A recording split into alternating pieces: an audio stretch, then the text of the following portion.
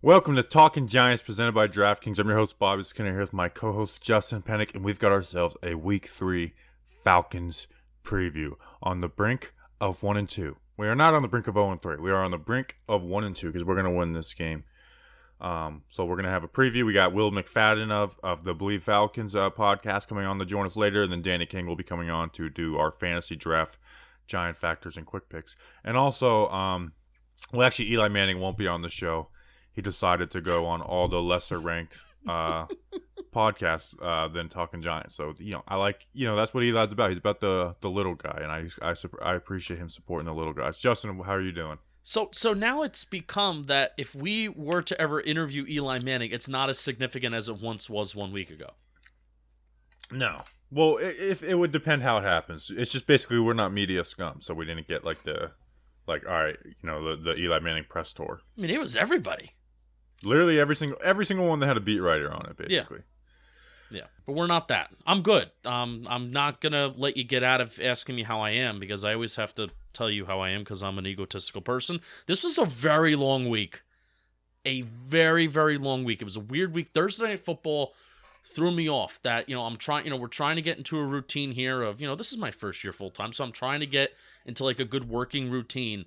And this week threw me off of having that extra day of all right, thinking about the Giants and waiting for Friday, wanting it to be Football Friday, but it's finally here. It's Football Friday, and I couldn't be more excited to get to 1-2.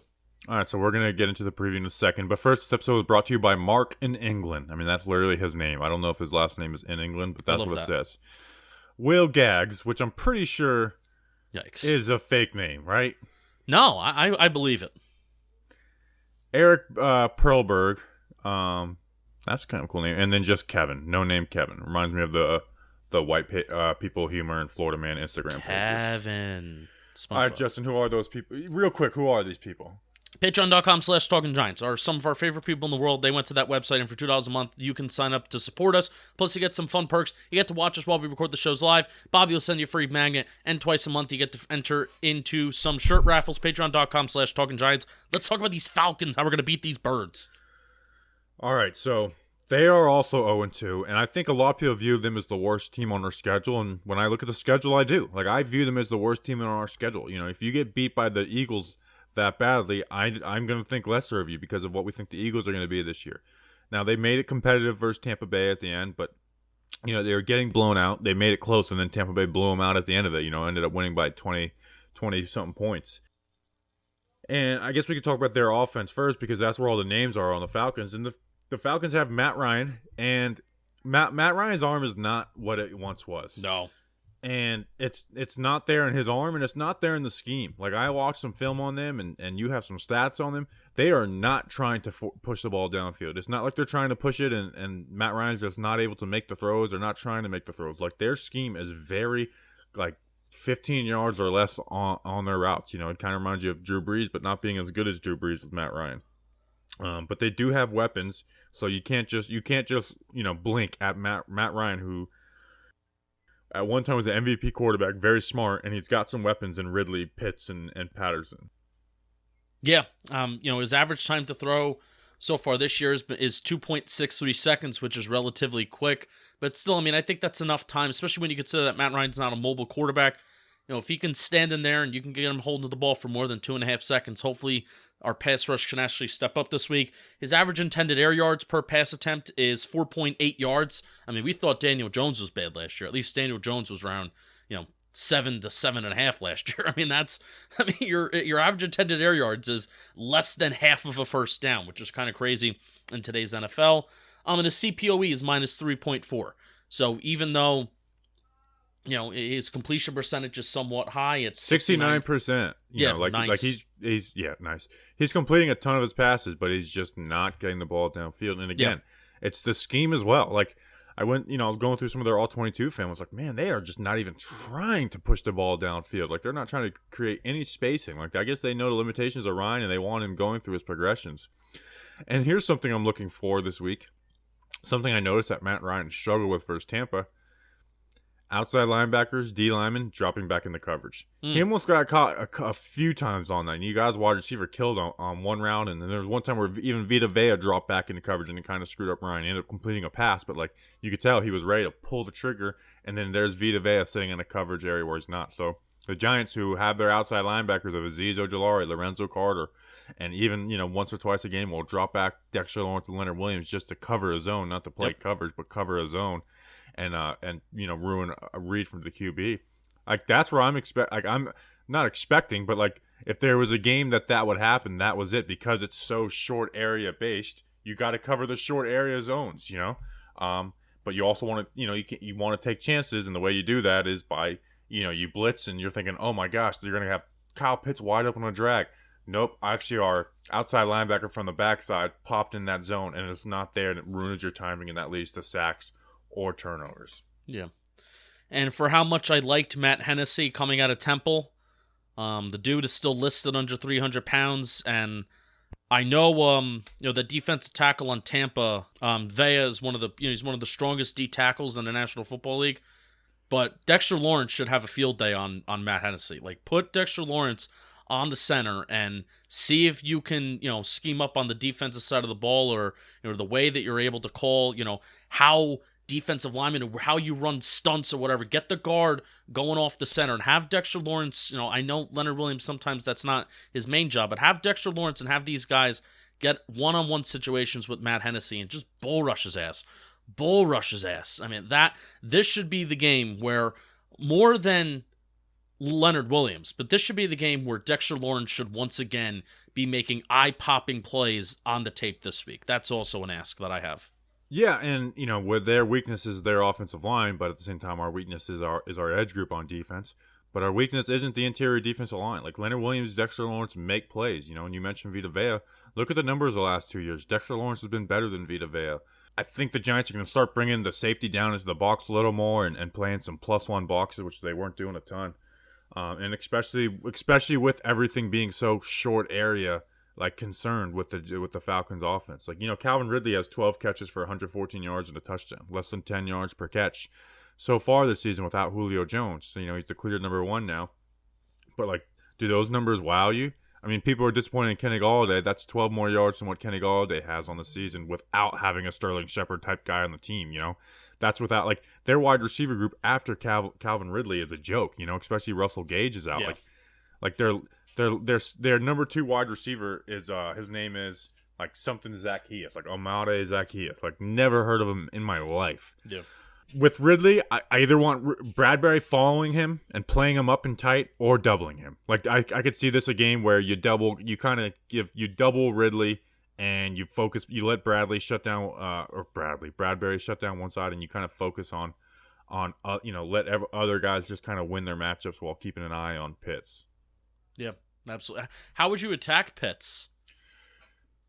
Well, that's the reason why Pitts is such a great player. It's because they're really, like, I don't really have an answer for that.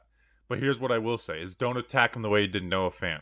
Don't be putting Jabril Peppers on him one-on-one, lining up 3-4 yards off the ball with no help inside or outside. Like, I think they did a good job versus Logan Thomas, when they were running verticals. Like, that's different than covering a player. But it was like, you have Peppers playing outside leverage, and he goes on an inside drive route. Well, now you got Tay Crowder following along with that, and that turns into double coverage. Or, if it's, it's just play leverages. Like, kind of focus your defense on him a little bit. And that's why, what I said talking about doubling Ridley, I wouldn't double Ridley. I would just put Bradbury on him and let Bradbury win that matchup. Yeah.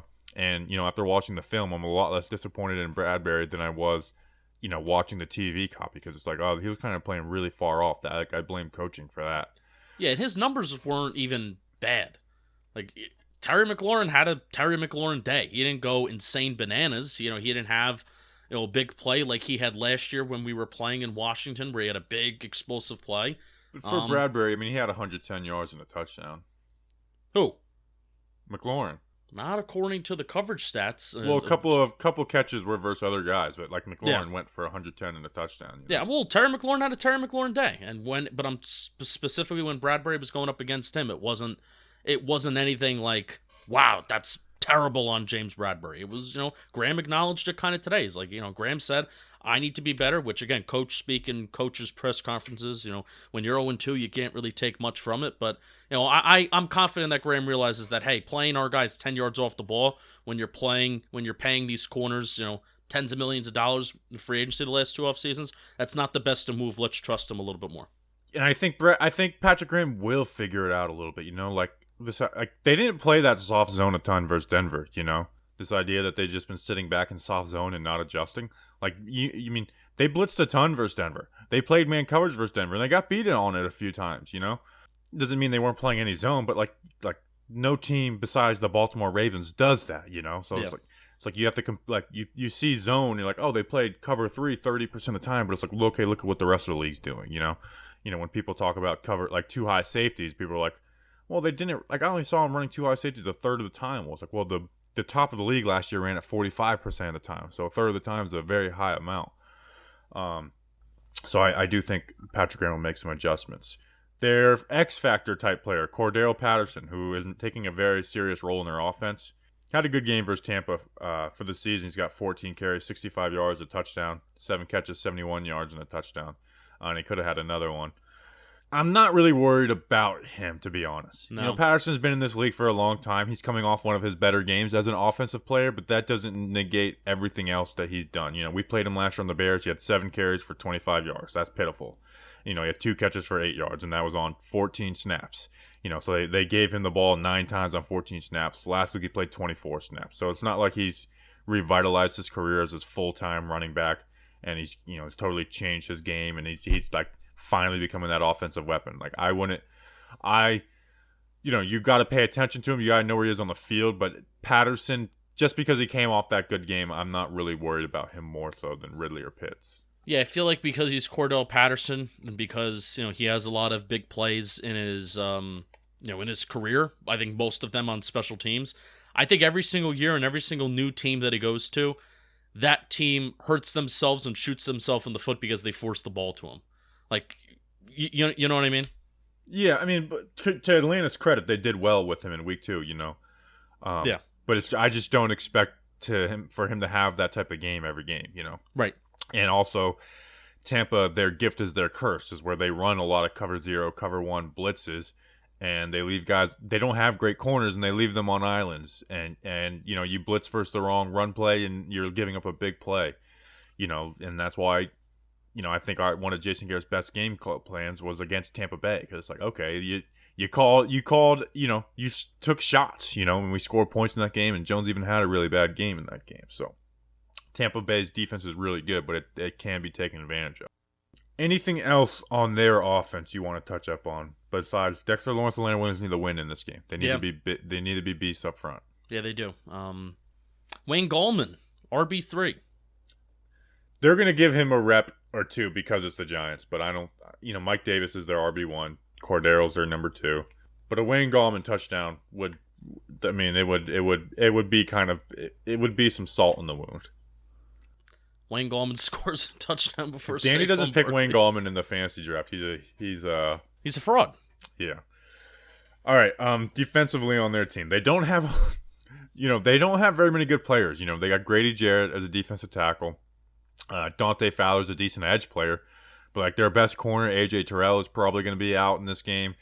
They, some of their better players in Keanu Neal and DeMonte Casey, when they followed Dan Quinn over to Dallas, some of their safeties. They are not very good in there, an undisciplined defense. So I want our offense. Our offense had a good game versus Washington. It was a good game versus Washington. 29 points scored, could have had more. Don't attack. And I know Daniel Jones wasn't playing versus Seattle, but what frustrated me versus Seattle was their defense is bad because they're undisciplined. And undisciplined teams give up big plays. So you have to attempt to give up big plays. Force them to make mistakes, and that's what the Darius Slayton drop touchdown was, forcing them to make a mistake. They were playing 4 deep. You're not supposed to go deep versus 4 deep quarters coverage. But that safety jumps up because they're playing 4 deep, so safety have to be a little more aggressive in things. Take those shots, and I might just talk about Kenny Golladay a little bit later on in the episode. Oh, okay. But I'm expecting Kenny Golladay to have a big game against the Atlanta Falcons. Yeah, this is more or less a game for the Giants where offensively you have to look in the mirror at yourself rather than look past that mirror at your actual opponent. And, yes, this is me discrediting the Atlanta defense because they're not good. Frankly, they've been around the same level EPA-wise as the Giants defense in terms of how well teams have been able to move the ball, and that's pretty damn good, if if you ask me. So, don't just rest on your laurels. The fact that 10 days ago you scored 29 points, and maybe you feel, oh, we feel good about their offense. We feel good about the way we can move the ball. Maybe we can go a little bit more conservative. No, you got to keep the foot on the throttle. Keep going. Score more than 30 points this game. It doesn't matter what your defense is doing. It should be, no matter what the game script is looking like, it should be a goal for the Giants offense to score 30 points this game.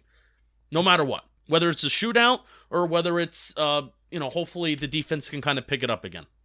Yeah, they haven't scored 30 points in the Jason Garrett era. Shut us up. Stop that talking point. And I give Garrett credit. There's still a lot of things I kind of hate about the way they attacked on offense versus Washington, but it was way more aggressive.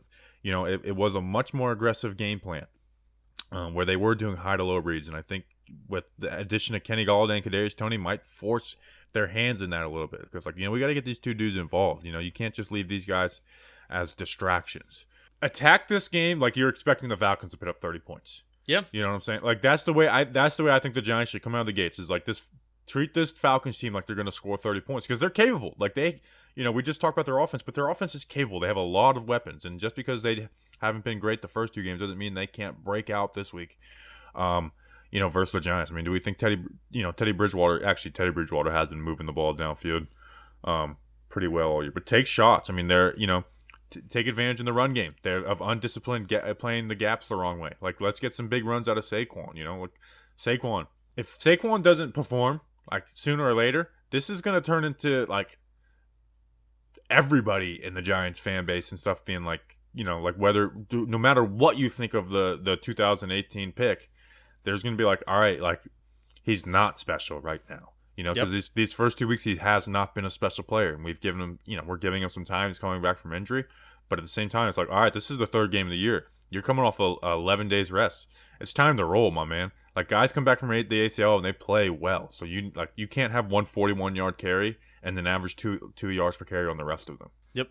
All right, so here's my question to you. Because this defense and this Falcons defense, they give up 120, 140 yards on the ground per game, which I hate how that's a talking. I always hate how that going into a game, it's a talking point of like, oh, this team, they're a bad run defense. You should be able to establish the run. But that's a whole problem with the NFL community. You talk about establishing the run and how that's actually important. So, do you want to see an approach that's somewhat conservative where you want the Giants to quote-unquote establish the run? Because I think you are a person that does believe that. Or do you want them to kind of come out firing early down aggressiveness with Daniel Jones like they did against Washington? Both. Throwing the ball on first down is something we talk about a ton. Throwing the ball on first down, and then running the ball. It doesn't, like, I don't want us to throw the ball and run the ball. Have, a 60-40 balance. There's no reason not to in this game unless you fall behind. Now if they start adding +1 into the box every time and giving us bad run fronts, then no. But they're not going to do, they haven't done those first 2 weeks. So, run the rock. I'm not sitting there saying, go, run the ball first down, second down type of thing. But certainly not abandon it, like force those safeties to come up and try and play versus the run, and that helps you take some shots. So, yeah. I would attack it the way you would kind of most teams, Yeah. like they have a bad defense. There's nobody on that defense that puts any fear on you. There's no pass rushers of Von Miller and Bradley Chubb that put any fear in you. You don't have Daron Payne and Jonathan Allen in the middle. There's really no one on that defense who fears you. Like, Dante Fowler's a good player, but Andrew Thomas should outperform Dante Fowler. And if he's lining up on Nate Solder, well, Nate Solder should be able to wash him around the corner, and Jones should be able to step up in the pocket. So, we should be able to move the ball kind of not at will, but the way we want to in this game, where it's not abandoning the pass, but also, not pounding the rock and trying to control clock or anything. Andrew Thomas, left tackle, Bredesen, left guard, Price, center, Hernandez, right guard, and then Nate Solder at right tackle. So, no, you had this tweet, no starter for the majority from the 2020 season, because Will Hernandez was not a starter towards the second half of the 2020 season. Besides Andrew Thomas, he's the only one left. Yeah, Cam Fleming gone, Kevin Zeitler gone, Nick Gates gone, Shane Lemieux. I guess we could talk about that a little bit. Shane Lemieux's out for the year. Yeah. That's for it sucks. He looked like he got better, and I think interior offensive linemen can get better, significantly more than tackles can. He looked like a better player, and think about all the interior offensive linemen that Giants have had, NFL teams have had, who get better from year one to year two. And it was why I was never panicked about Lemieux. I would have certainly been willing to upgrade over him, but Lemieux never scared me playing at that left guard spot. Like, I thought he had a path to becoming a decent pass blocker, and he was always a good run blocker. So, if there's three guys on this O-line where you were like, hey, these are the guys I want going forward, it was Andrew Thomas, Shane Lemieux, and Nick Gates. And, I think the Gates career-ending talking point got a little overblown. I think that was Judge just not ruling anything out, because it is very early in the process. But, I think Gates it's going to be a journey, but he's going to come back, and then Shane Lemieux will be back eventually, just not this season. Anything else you want to hit on before we kick it to the interview? No. I'm excited to hear this interview, and I'm even more excited to hear Danny King. Week 2 of football in the books, and now it's time to review the tape. We've done a lot of reviewing the tape, and get ready for Week 3 with DraftKings Sportsbook, an official sports betting partner of the NFL. To kick off another action-packed week, DraftKings is giving new customers $150 instantly when they bet $1 in any football game. Listen up, because you don't want to miss this. Head to DraftKings Sportsbook app now and place a bet of $1 on any Week 1 game to receive $150 in free bets instantly. If Sportsbook is not yet available in your state, DraftKings still has huge cash prizes up for grabs all season long with their daily fantasy contest. DraftKings is giving all new customers a free shot at millions of dollars in total prizes with their first deposit. Download the DraftKings Sportsbook app now and use promo code JOHNBOY to receive $150 in free bets when you place a $1 bet on any football game. That's promo code JOHNBOY with this week's DraftKings Sportsbook. This week at DraftKings Sportsbook, an official sports betting partner of the NFL. Must be 21 or older. New Jersey, Indiana, or Pennsylvania only. New customers only. Minimum $5 deposit, $1 wager, one per customer. Restrictions apply. See DraftKings.com/sportsbook for details. Get any problem, call 1-800-GAMBLER and earn Indiana 1-800-9-WITH-IT. And now, Will McFadden of the Bleav in Falcons podcast. All right, we now welcome on of the Bleav Podcast Network, the Bleav in Falcons podcast, Will McFadden. Will, glad to have you on. And we are two people that are covering 0-2 teams that, if they lose on Sunday, might be just at the brink of destruction. How are you? Oh man, well, the past couple of seasons have trained me for this. So unfortunately, it's not where I think either of us wanted to be, or all of the people listening. But there's always hope tomorrow, I guess. Maybe more so for the Falcons because they're kind of like in year one of the reset, I guess. But I mean, how do you feel as a Giants fan right now? Well, I was talking to some Falcons people last night about that, and it was like you guys are restarting. You still have Matt Ryan and but he has that huge contract, so I kind of understand them staying with him. Where we are, it's like, all right, this is year 4 of the GM. We got guys that he drafted are in the last year of their contract.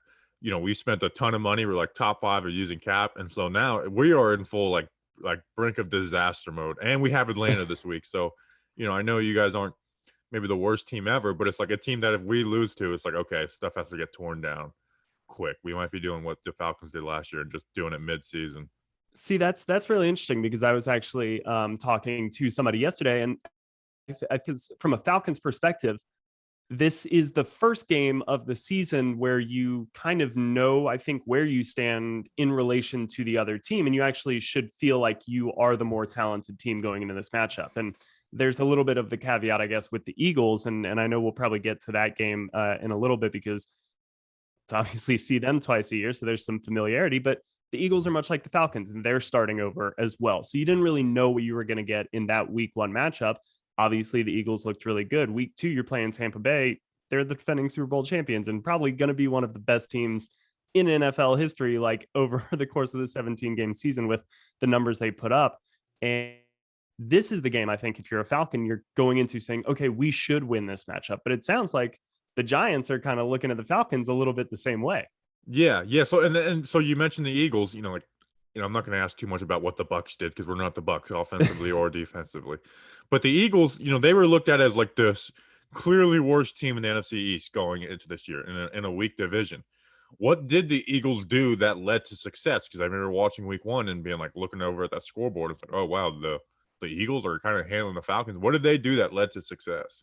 I mean, a lot of it was Jalen Hurts really just kind of making plays. The Falcons weren't very disciplined, I think, with their run fits, setting the edge, maintaining their key roles, their gaps on those zone read plays. And Jalen Hurts just broke contain a few key times. And then offensively, I mean, their front four just wrecked Atlanta's offensive line. I mean, everybody came away from that game thinking that rookie Jalen Mayfield was just maybe the worst offensive player in the league. And he had a much better game in week 2 against Tampa Bay, who also has a very good front. And he's a rookie. And Arthur Smith, the head coach, has basically said, look, you don't react too harshly one way or the other to the good or the bad with a rookie. And so he looked better in week 2. But when it comes to the Eagles, I don't know. Daniel Jones maybe scares me a little bit because of what Jalen Hurts did, and Daniel Jones can obviously run the ball really well. But I'm very curious to see what the Giants' passing game looks like against Atlanta, because they're probably a little bit more comparable to the Eagles than they are the Bucs in that sense, because obviously they don't have Tampa Bay. So how is Atlanta able to force kind of really contain Daniel Jones on the ground? Those are that's the type of things I'm going to look for in relation to what they couldn't do in week 1. What are everyone, we all, I can look at your guys' lineup and stats and see like, oh, these are the good players. These are, but it's like everyone knows what their, the team they cover's weakness is. What is like that weakness on defense? So you mentioned, bad run fits and undisciplined, being undisciplined in that. Is it that, or is it like our nickel corner can be taken advantage of kind of thing? It's the line of scrimmage on both sides really for Atlanta. And I think that the pass rush they're going to try to manufacture some pass rush by Dean Pease is going to blitz a lot. He's going to be bringing pressure from a lot of different places. But the reason you do that is because you don't really have the talent there to just get home with 4, right? When the Giants won the Super Bowl in 2007, they just got to Brady with 4 guys and they could drop everybody else into coverage. Falcons can't do that. And so their biggest weakness on defense is the lack of the pass rush. They need to bring extra guys to manufacture a pass rush, and then the risk that comes along with that, where you could potentially burn them for a big play because maybe they don't have as many guys deep as another team would if they're just playing zone. Offensively, again, I mentioned Jalen Mayfield, that left guard spot, the center spot, Alex Mack is no longer there. And so while they do have 3 good linemen with Chris Lindstrom, Jake Matthews, and then people are up and down on Caleb McGarry, and the jury's still out. But you can get to Matt Ryan, who it's well documented, well noted that he's getting up there in age, can't move around as well as he used to. The team has said they've actually been working on his speed training this offseason, which is hilarious to me. I don't know what Matt Ryan at 36, he's not Lamar Jackson.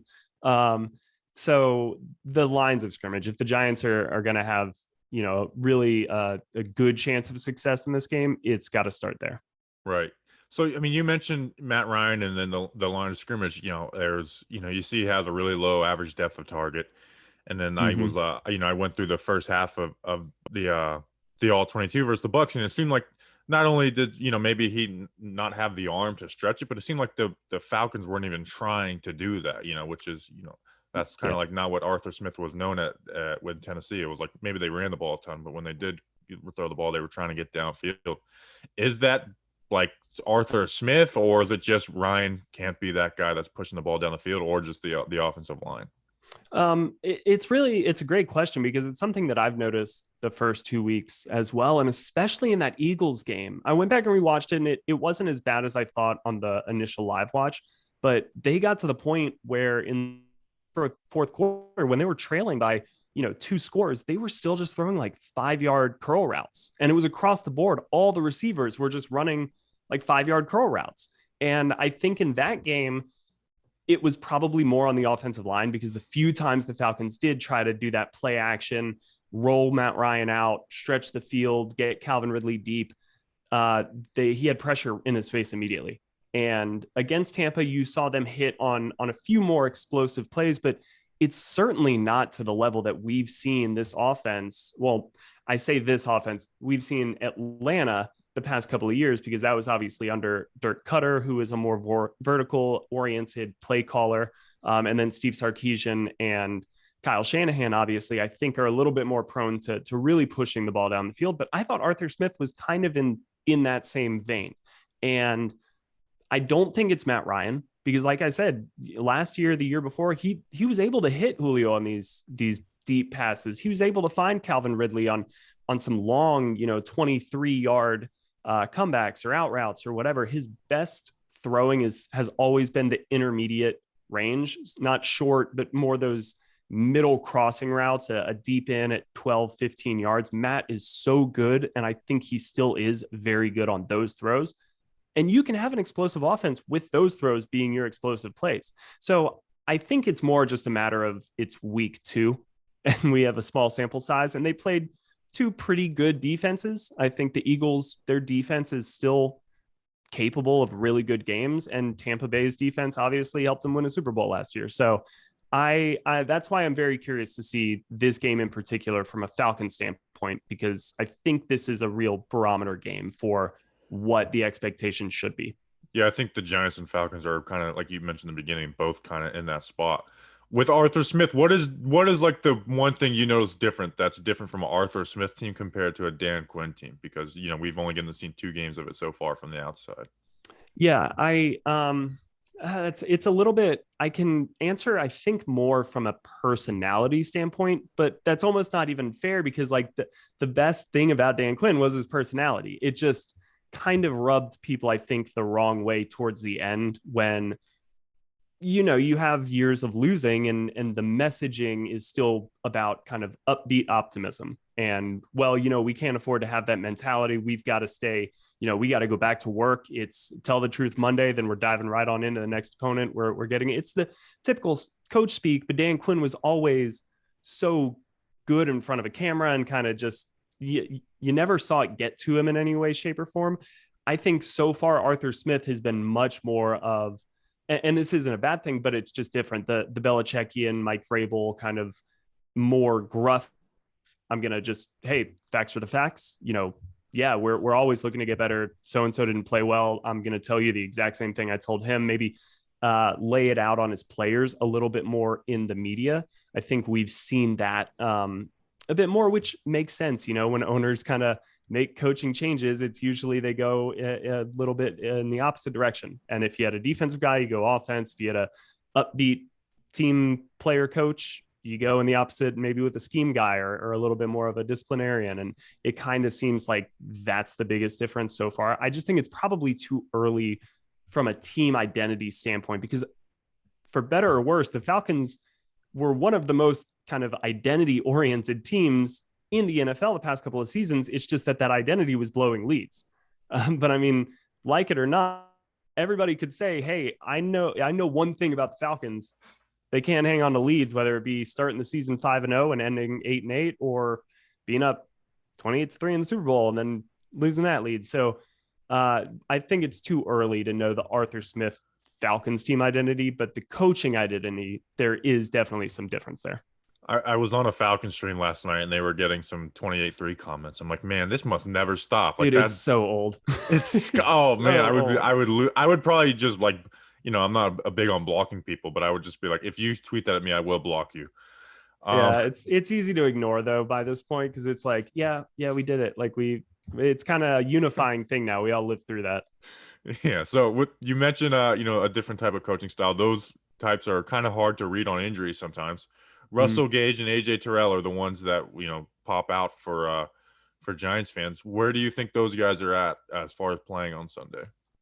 Yeah. So AJ Tyrell is, he's in I believe the concussion protocol, and he was being checked for an injury during the game. And that's obviously big. I mean, he's their number one corner, and he's been, by all accounts, just incredible in training camp. And there were a lot of really high expectations for him coming into the season.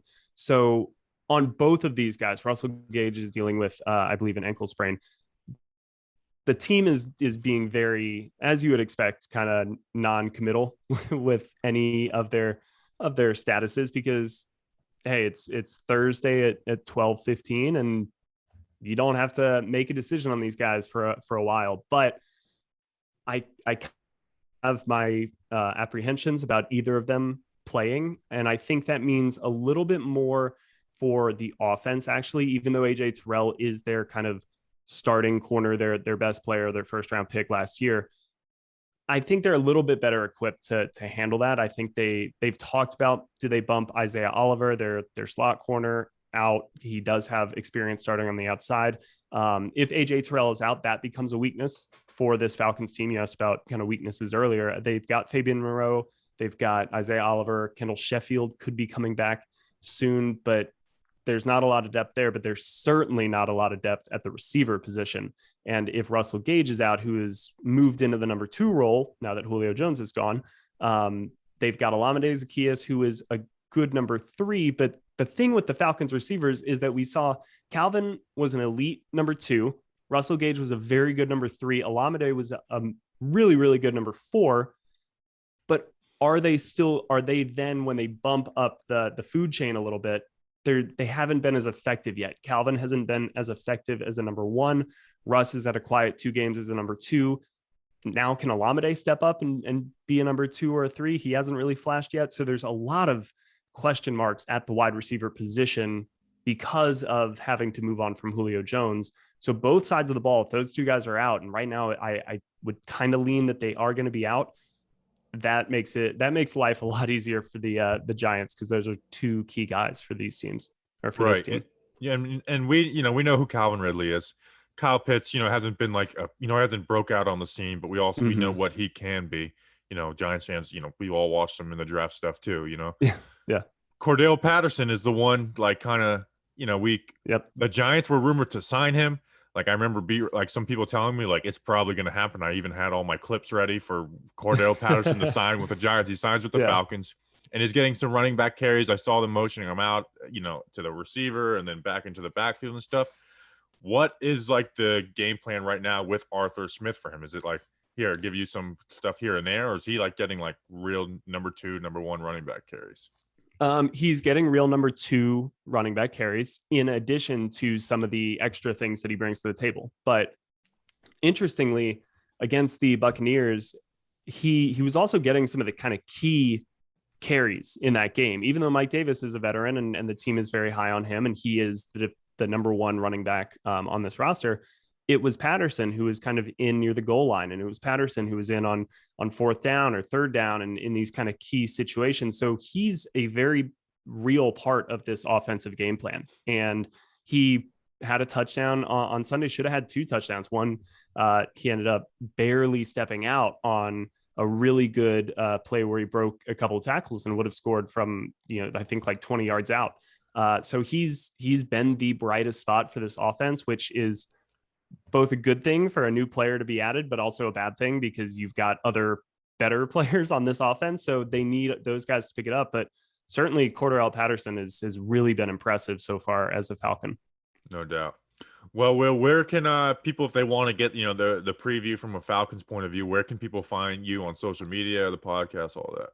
Yeah. So we will be dropping our kind of preview, myself and former Falcons fullback Ovi Mahaley, who is my co-host. We are recording our podcast tonight, which is Thursday. It'll be up Friday afternoon for the weekend. So you can get that wherever you get your podcasts. And then you can follow me on Twitter at Will McFadden. And I also write for the Falcoholic, which is part of the SB Nation family that covers the Falcons.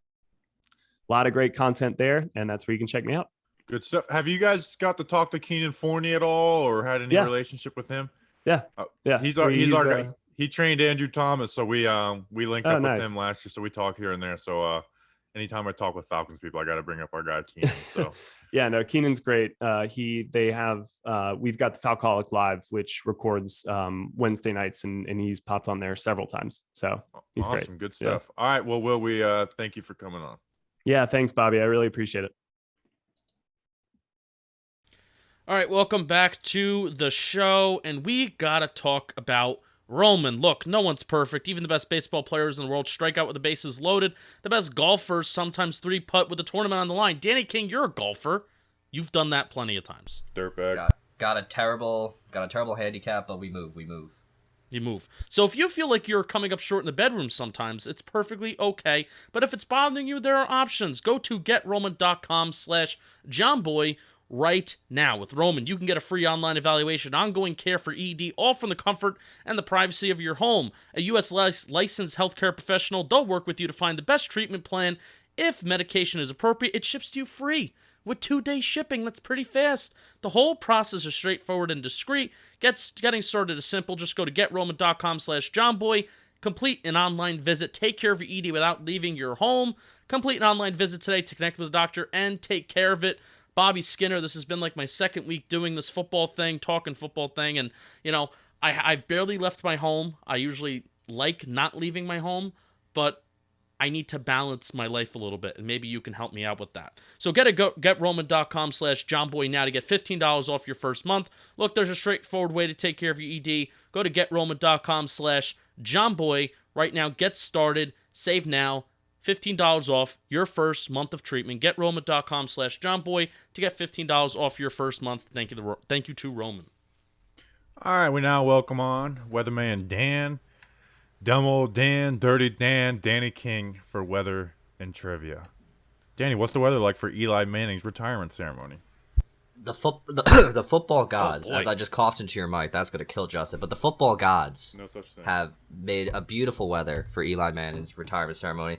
Going to be 72 degrees and sunny. It's going to be clear. It's just peak weather, 48% humidity, very little wind. What's the wind there right there? 10 miles. So but it's MetLife Stadium. So nothing crazy there. But it's going to be beautiful weather for Eli's retirement ceremony. My first time at a Giants game since 2019, so that's going to be rather exciting. You're going to come to Parking Lot K. Parking Lot K. Got to make the trek from New Jersey Transit all the way to Parking Lot K. It's going to happen. Got to happen, but going to be beautiful weather for Eli. Couldn't be any less. So 72 and sunny. I like it. It just looks colder on TV. I don't know why. So it's MetLife. That Denver game, it just looked like it was cold there, and I was like, it's probably like 85, 90 degrees out there. It was hot. Do we have trivia this week? We do have trivia, and I stuck with the theme of the week, which is Eli Manning. Eli Manning played a 16-year career in the NFL. How many teams does he have a winning record against? You don't have to name the teams, just a number, obviously. Oh. More than one, less than 32. Does this include AFC teams? Yes. Everything's included. 17. Justin, what is your answer? I'm going to go with 21. 21. Wow, you gave Eli a lot of credit right there. Neither of you were correct. According to my research, Bobby was the closest. The answer is 13. 13 winning records. Those teams are the Houston Texans, the Las Vegas Raiders, the Miami Dolphins, the Los Angeles Rams, Tampa Bay Buccaneers, Kansas City Chiefs, Buffalo Bills, Detroit Lions, New York Jets, Cleveland Browns, the 49ers, the Chicago Bears, and the Washington Football Team. And NFC gets kind of watered down by the end of his career, which sucks. But anyways, I love when people are like, he's a 500 QB. It's like, well, if you include the playoffs, which are the most important games, he's not. And it's like the last few years kind of screwed that up for him. I don't believe that. I'm excited. I'm excited to see them all in Canton when he gets enshrined. Yeah. Oh, I can't wait. We're going. All right, time for our fantasy draft, where we draft players 4 rounds from only the team we're playing and the New York Giants. We got the Falcons this week, which is a tough week for players, honestly. Danny's in first place, and I went back and looked. Danny, you had the highest single scoring week last week. In our career of doing this was 63.9 points. You have look at that. 107.2 points on the season. Justin, you had 27.5. You have 58 points on the season. And bigger news than your record, for the first week ever, I'm not in last place, fellas. I am in second place. Congratulations. I had 40 points last week. I'm at 68.6, so I got 13 more points than Justin. For the first week ever, I am not in last place. So This is a big moment for me. It's gonna be one hell of a story, as some people say. What week do I start choking it away? Let's place our bets now.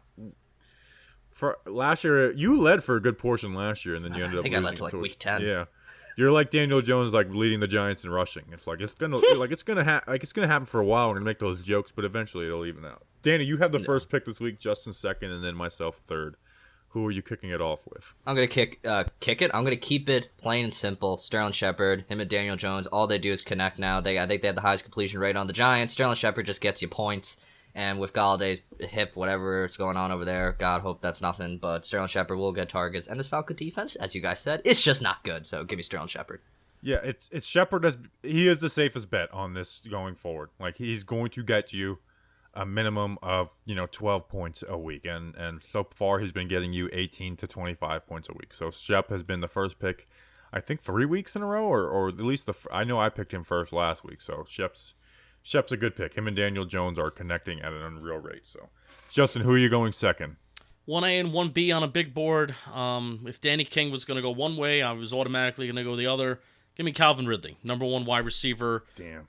On the Atlanta Falcons. He's been low key a top 10, not top 5, but a top 10 wide receiver, even with Julio Jones in Atlanta. And now that he is by himself, this is going to be an interesting here to see how Calvin Ridley can do, especially with dead arm Matt Ryan. But I'm still going to take Calvin Ridley because he is the best option on that Atlanta offense. I mean, he's really their only option as a wide receiver. Yeah. I'll be interested to see if anyone's taking their wide receiver. Actually, I guarantee you he'll be taken.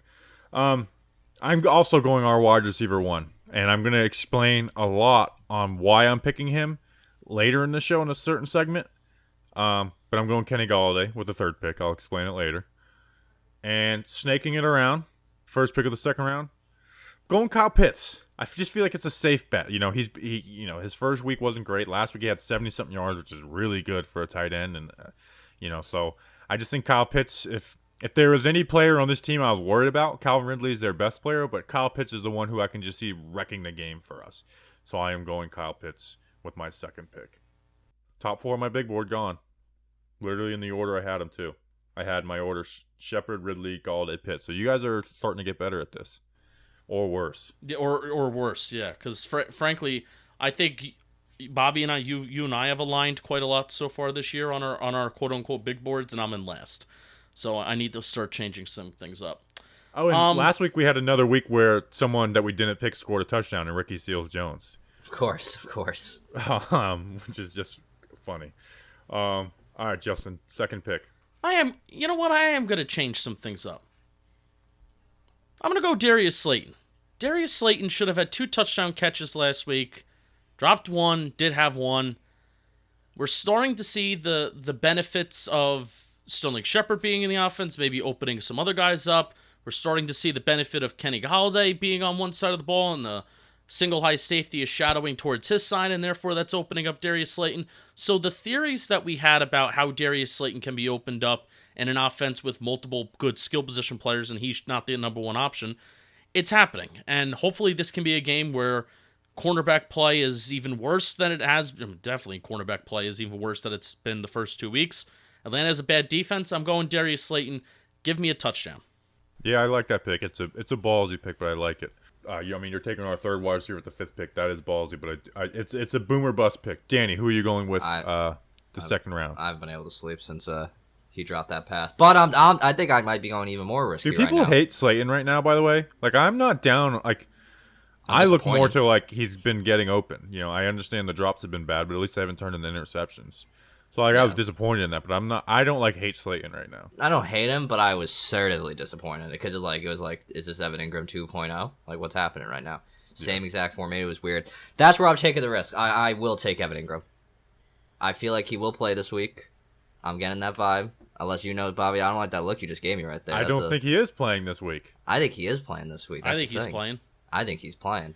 Unless they're Do you have inside info on that, Justin? No. Oh, well, you looked at me like you had inside info. You gave a look that you looked like you had inside info that I didn't even put him on my big board because I didn't. I am confident this man is going to play this weekend. If he doesn't, I just look like an idiot. So, Evan Ingram, I feel like this offense he can thrive in because all they do is stick curls, or maybe Jason Garrett breaks out something new this week. But Daniel Jones hasn't had a quality tight end to rely on for the first 2 weeks, even though Evan Ingram usually never catches the ball. He's reliable when he needs him to, so give me Evan Ingram. And now it gets interested. Now it gets really interested around here. That's a horrible pick. I'm sorry. I'm in first place. I know, but you still have one pick a week that just blows me away. You gotta make sure I stick to the status quo. Now, I'm stuck between Mike Davis and Cordell Patterson, because Cordell Patterson just randomly had a week last week, and like he took away snaps from Mike Davis. But Mike Davis is the number one running back for Atlanta, so I'm gonna not do back-to-back stupid picks. I'm gonna take Mike Davis right here, take the running back until I see the Giants' defensive line can actually stop someone or at least slow them down in the run game. I'm gonna keep taking the running backs until Dexter Lawrence and that group shows us something. So Mike Davis, please. I mean, RB1 in the third round is really good value. Justin, who are you going in the next pick? Has anybody taken Saquon yet? I think maybe. I don't know. Possible. All right, nobody's taking Saquon. I'm taking Saquon because Saquon. I think this is 2 weeks in a row. Actually no, I picked him in the second round last week. Yeah, it's almost like it's the pick that you don't want to make because you know it's not smart. But at this point, what round are we in? At this point, he was fifth on my big board. Yeah, so again, I don't like how we're matching up with this big board thing. To give me Saquon. Yeah, I mean, we're getting Saquon Barkley. Saquon needs to break out and stop us from being like this. This has to be the game. Like, Saquon should be the first pick every single week. Wake up, Saquon. Start hitting the damn hole. You know, like, I understand that we don't want him to be Wayne Gallman, but hit the damn hole. Like, he's having some issues with that crap. So, Saquon, man, stop making us pick you late second, early third round in these fantasy drafts. You should be the first pick every week. Do that. Be that guy. Was that an early preview for like your Giants factor? Because like that could in itself be a Giants factor type. That was a speech for a Giants factor. Yeah, I could have been, but I could give a good Saquon speech. I guess I just did. All right, I'm going Cordell Patterson though with my third pick. I mean, he's gonna get usage. Like this is it's flat out they're gonna use him. I mean, he had, like 10 plus touches on 24 snaps last week, and he had a good week. So coming off a good week, they're going to want to use him. So you'll at least get a few PPR catches out of him, whether it turns into yards or not. I don't think he'll get any touchdowns this week. So I'll go Cordell Patterson. And I don't know anything about this guy, but with Russell Gage out, he is their number 2 wide receiver. Olamide Zaccheaus. Zaccheaus was a wee little man, and a wee little man was he. I'm going Olamide Zaccheaus. Can I... All right, I'm telling the story. I don't care if it gets me in trouble. When I was very young, you can't judge me because I was like 7 years old. You guys know the song from like Sunday school. Zaccheaus was a wee little man, and a wee little man was he. Yes, I'm aware. So me and my cousin saw a little person, and we started singing that song, not realizing how insulting it was. But we started singing Zaccheaus was a wee little man. So I'm going Zaccheaus. Justin, what's your final pick? Oh, we have more. Give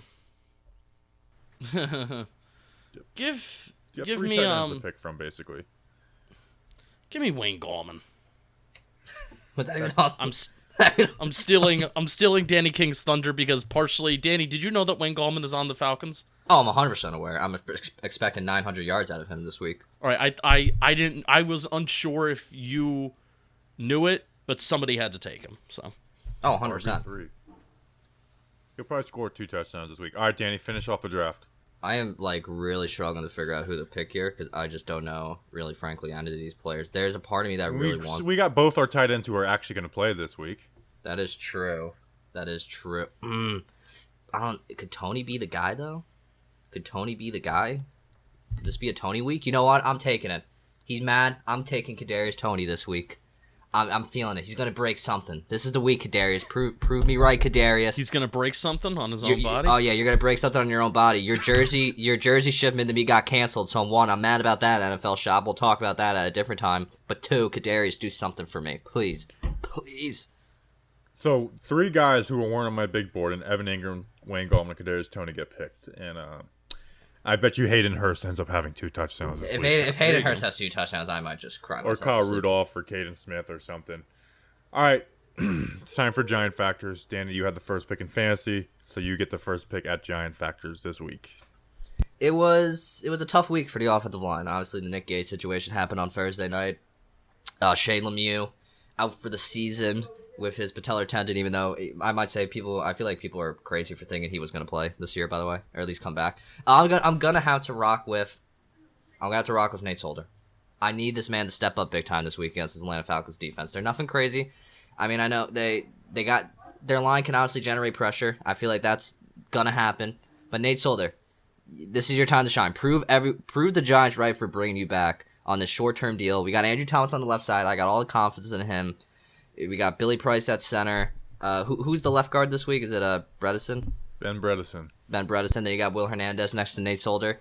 Those two were the two back in 2018 and 2019. Nate Solder, have a game, buddy. Give Daniel Jones protection he needs to make these throws. Give the Giants the best chance to win. Because I thought at times he kind of held his own against Chase Young every once in a while. He didn't look terrible. He didn't look good. But I think he held his own. Watching guys around the corner. I'll give Nate Solder credit for that. Nate Solder, have a game, buddy. Have a game and bring us a victory this week.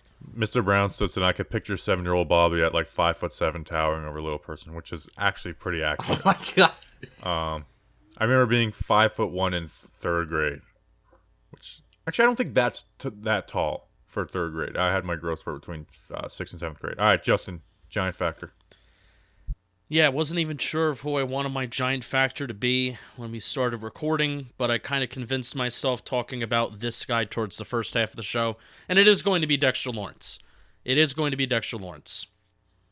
You know, whether it was right or wrong, fair or not fair, you know, the play that the game kind of came down to last week against Washington was against Dexter Lawrence and the offside penalty and jumping a little bit early, or he timed it exactly right. Doesn't matter. Lost the game. The Giants are 0-2. And in a year where it was expected for a lot of guys on the defensive front to kind of break out, but most in particular, it was you. It was you, Dex. I mean, year 3. The year 3 jump for defenders. It's a real thing. And we need you to be that guy, you know, especially if Leonard Williams isn't going to be that guy. We need you to be that guy that helps everybody else around you. You know, eat up those double team blocks, but even win those. You know, you're expected to win. You're expected to rise above. You know, you were drafted in the first round for a reason. So Dexter Lawrence, go out there, have a bounce back game, make the plays that pop out on film, dominate Matt Hennessy, who does not have a lot of play strength. Go out there and be a Giant Factor. My Giant Factor for this week. Describe the last time he played the Atlanta Falcons. For a guy that doesn't have a high catch rate, he caught 6 catches on 7 targets. Turned those into 114 yards. And he got $17 million in the offseason. And that is one Kenny Golladay, wide receiver for the New York Football Giants. It's time to not just be a good acquisition. Be a great acquisition. Get me a touchdown this week. I want a Kenny Golladay touchdown this week. I think they have put some good tape. I think Kenny Golladay is influencing Darius Slayton, Sterling Shepard. I think he is a big reason why Jones has been a better QB this year, even though he hasn't had all the greatest catches. But Jones, take a little off of it. Let Kenny Golladay be Kenny Golladay. You don't got to throw it to him like he's Golden Tate. So Kenny Golladay, you balled out for the Falcons last year. Your first 2 games for the Giants this season, you haven't had that big game. You've had all right games, but not that big game. You were just caught on TV yelling at Jason Garrett. You got a hip injury in practice. There's a lot, it's time to roll. It's time to not just be a good player. It's time to be a great player and score those touchdowns and have 100 yards. 100 yards or a touchdown. I want one of those 2 things from Kenny Golladay this week. So Kenny Golladay, you are my Giant Factor versus week 3 in a must-win game for the New York Giants versus the Atlanta Falcons on Eli Manning Day. So next segment, Danny, read the ad. Guys, we are super excited to share with you a product that is an absolute he was ready for that. Game changer. As you know, chewing tobacco is a rite of passage when it comes to football. However, times change and it's 2021. You guys know that's 2021. No, we aren't going to promote sunflower seeds or coffee grinds. There's a new company out of Humboldt County, California. I never even knew that was a county. Look at that have created tobacco and nicotine-free dip alternative with CBD that tastes great and really works. Canada Dip CBD has mastered a discreet and fast-active way to consume CBD and has provided it in a format that can help you evolve your dip. Canada Dip CBD is offering our listeners a great offer. They're so confident you will love the dips and want to offer you 20% off site-wide to help power your favorite team or fantasy squad into the playoffs. Head to CanadipCBD.com and use promo code GIANTS for 20% off site-wide to become a hero with Canada Dips. These Canada Dip CBD pouches are all natural, spitless, and are great to use wherever and whenever. No tobacco, no nicotine, full flavor experience designed for your enjoyment, and at 20% off with code GIANTS. Why wait? Go to CanadipCBD.com and use promo code GIANTS for 20% off site-wide. That was beautiful. Wow. Yeah, it's too beautiful. I didn't like how well that ad was read. Danny's a natural. I was about to do the entire HTTPS : but don't do I that. don't think people would like that. I don't want to make enemies from people in California, even though I'm all the way in the middle of upstate New York. Quick picks. We added the spread last week, which I think was a good move. Guest picker this week, by the way, is Research Rick, who won it from part of our Patreon raffle. He's smart. Yeah, he even gave me. I couldn't write that. I literally write this, so I don't have his reasons, but I do have his picks. Which, by the way, the crazy our T-shirt raffle this month that Chris Mickle won it and he picked number 65 while we were doing the Nick Gage versus the world thing. It seems fake. It's crazy. But anyways. Bizarre. Last week, Justin and Danny both went 5-3. I went so Danny is leading the pack at 12-4. Justin 9-7. I went 4-4 at 11-5. Listeners, Ben Butler let you down last week. He went 1-7. The listeners are 5-11, which that's why I'm excited for the spread. Is because last year we were all well over 500. Somebody's gonna be we're gonna finish under 500 this year by some of us, and some of us will be hey, maybe follow us for gambling tips. I already added it to the bio. Thursday night football. Yeah. Panthers at Texans. Texans are 8-point underdogs +8 at home. Listeners are going Panthers -8, represented by Research Rick. And I'm on the Panthers bandwagon. I was on it before the season. That was my take of the offseason. The take the year before was that the Browns were going to be good and Kevin Stefanski was going to have that offense rolling. My one this offseason was Panthers were going to be good. They were going to start out 3-0 and they were going to be better than the Saints. So I'm going Panthers -8. If Tyrell Taylor was playing, I would go Texans +8, but he's not. Justin. I low-key would have picked the Texans to win if Tyrod Taylor was playing, and that's because the Texans have been actually playing surprisingly well. But I can't pick the Texans here, even though I want to. So give me Panthers -8. Danny. There's only room for one quarterback in this league with a long neck, and that man is Mike Glennon. Panthers -8, please. Did you see that Dan Orlovsky was the marriage guy for Mike Glennon? Did you see that? No way. Yeah, which is they were together in Tampa, but it's man, you guys were that good of friends where Dan Orlovsky was the guy that married you. I'm surprised Dan Orlovsky came across a point in his life where he decided, you know what, I want to have the power and the ability to marry people. Yeah. I like Dan. I gave him crap when we first started this podcast, but I like Dan. We had to make our names known, and that was the best way to do it. Yeah, I mean, we were guns. I mean, basically anyone we went after that, that first half a year of the podcast. Bears, Justin Fields' debut at the Browns. Browns are 7.5-point favorites. Listeners went Bears +7.5. Danny, how do you think the Justin Fields debut is going to go? Stephen A. Smith was really stupid on First Take this morning to say start Nick Foles. I guess that's his job to say stupid takes, but it was stupid. And Dan Orlovsky absolutely defended Justin Fields like a legend. I am also going to take the Bears +7.5. I think Cleveland will probably win, but I think the Bears 100% keep this game close. Justin? Cleveland's defense has not been good. They've been worse than the Giants' defense. So I'm going to go Bears +7.5. Bears still have a good team, and they're arguably making a upgrade at quarterback, and this line is 7.5. It's too good to be true. So give me Bears +7.5. Here's the issue: their offensive line is doo-doo, and they're facing Myles Garrett, and that can change the entire game with Fields. We saw even in the preseason he had some trouble setting protections. So I'm actually going Browns -7.5. I think they're going to score some points in this game, so I'm going Browns -7.5. Chargers at Chiefs. Chiefs are 6.5-point favorites. Listeners are going Chargers +6.5.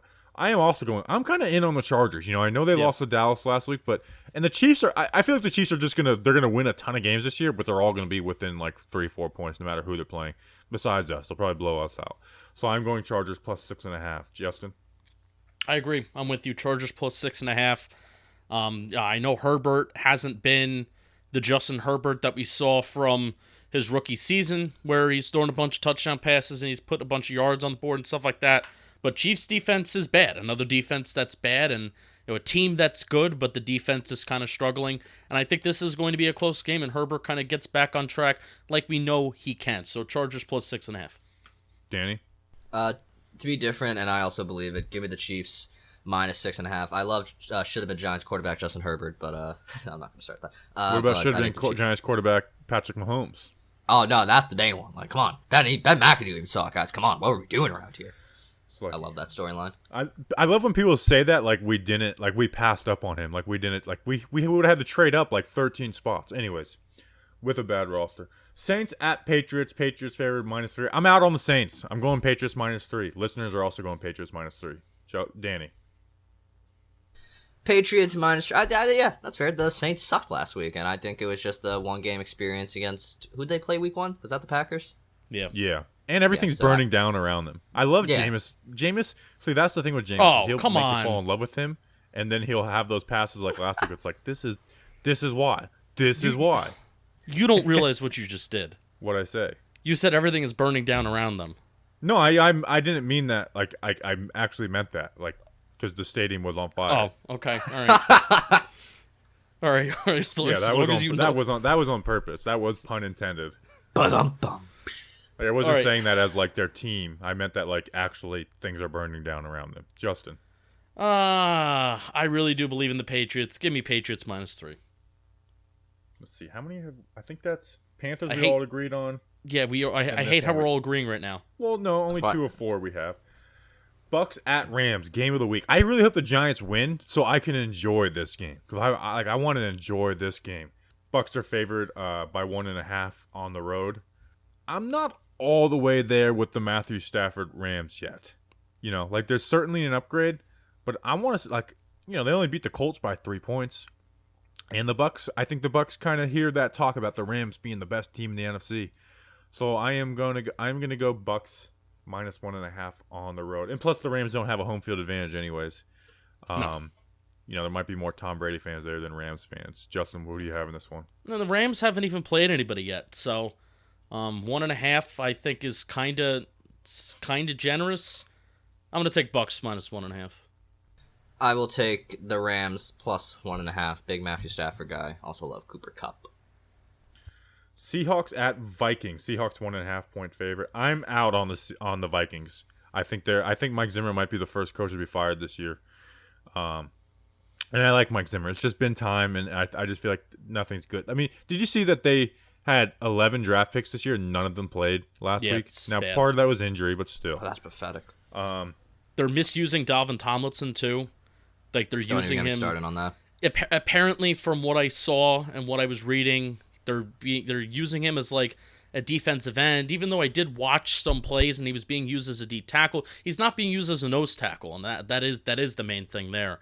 So Dalvin Tomlinson's off to a rocky start. That defense is so bad. Bobby, did you give your pick officially? And I interrupted you. So Seahawks -1.5. I'm going Vikings plus 1.5. I think they're home. I do think that they're going to win this game outright. They played the Cardinals well, and the Cardinals have a pretty solid team, but their defense is bad. I mean, Mike Zimmer is going to get fired because his defense is bad, and he's a defensive coach. And their offense is one of the best in the National Football League, so it's kind of crazy. They run the ball so well. Their offensive line was working great last week. So I'm just hoping that the Vikings can win in like a big scoring output here. Daniel. I mean, they should have won last week, but whoever their kicker is had just like I guess the Vikings just can't have a good kicker. It's just impossible at this point. Blair Walsh now, Greg Joseph or whatever his name is. I think that I'm going to take the Vikings plus 1.5 because I agree with Justin. The Vikings offense has looked good, but losing Dalvin Cook possibly this week, that might really hurt them if they lose Dalvin Cook. And I lose my number 1 fantasy option. Yeah, me so too. I'm not okay. I'm not okay with that, but yeah, give me the Vikes.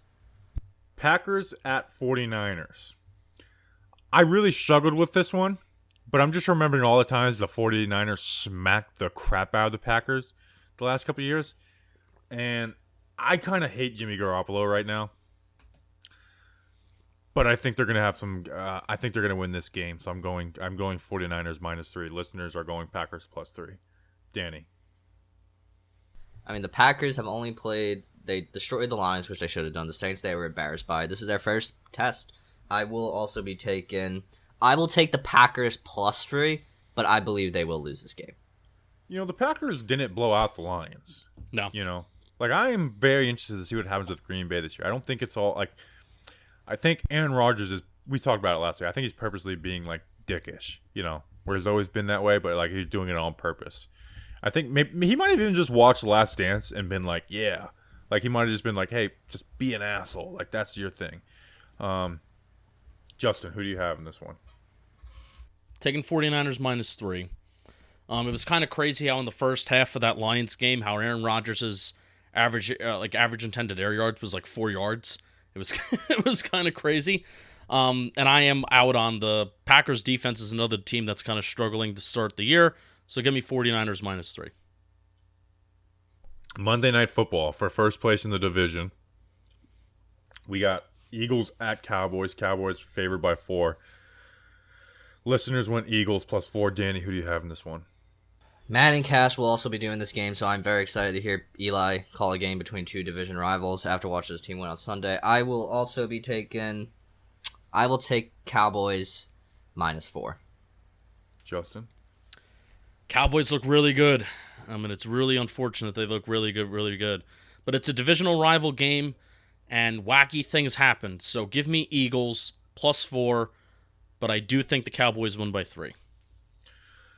All right. This is the only one that I didn't have written down what I was going to do before, because I really am struggling with this one.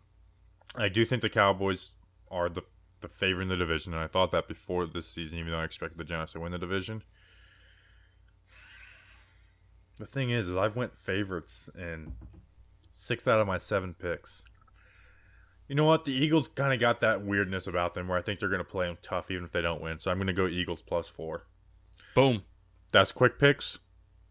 Danny, what is your prediction for the Giants-Falcons game? Eli Manning's retirement ceremony. I always try to have a photo, and obviously this photo just looks really weird. It's Eli Manning hold the bucket. I'll turn myself sideways. There it is. There's Eli holding like the bucket. All right, I'm going to stay like that for this pick. First game I've gone to since 2019 against the Philadelphia Eagles. I'm very excited to be there. It's going to be an emotional day at the stadium. Eli Manning, all he's done for this franchise. Giants are 0-2. They have to win this game because I don't want to go 0-3 for like the 9 millionth season in a row. Did they go 0-3? A lot of questions start to be asked, not only about Dave Gilman, they're always being asked, but Joe Judge and just his coaching staff as a whole, because they got everything they needed to win a division. The Giants are going to beat the Falcons on Eli's day. I'm going to go 28-26 because I don't trust the defense yet, but win for Eli. And just win a damn football game. Let's not go 0-3 for like, what, the 3rd, 4th, 5th consecutive year? I can't do it. We can't do it. We just can't do it. It's out of the equation. No more of this. If we go 0-3, Joe Judge is no different than Pat Shurmur and Ben McAdoo before him. How do you turn the video sideways, Danny? If you go onto the Zoom thing, and then you hit like your profile name at like the top, where it says like your initials, kind of, like, and then you go settings. And then background and filters. Back to normal. I don't know how to do it. I don't know how to do it. All right, Justin, what's your prediction for this game? You're not back to normal, Danny. You're still sideways. This is an emotional season for a lot of different reasons. You know, week 1 was already emotional, where that was bigger than football, between being back at the stadium for more than 700 days and 9/11, and now it's an emotional game because this is real. I mean, this is Danny's first time, you know, back in the stadium, and a lot of people they chose this game. They paid more money after it was announced that Eli Manning was going to be at this game and they were going to retire his jersey. People intentionally paid more money to be at this game, so, and they weren't at week 1. So there's going to be even more emotions, I think, week 3 instead of week 1. Don't tarnish it.